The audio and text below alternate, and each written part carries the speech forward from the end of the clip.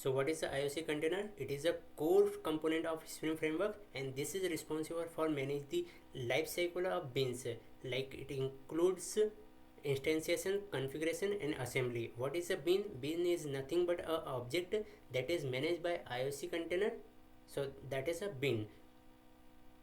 So what actually does IOC? It manage the entire life cycle of an object. Now it uses dependency injection for that manage the components so that the application will make up. So dependency injection is internally used.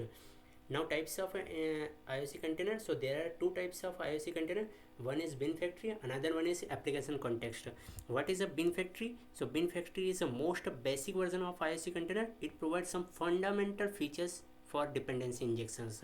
And what is the application context? So this is the extended version of bin factory. It add more enterprise specific functionalities like integration with Spring AOP, message resource handling, event propagations, and application layer specific context like web application context. Thank you.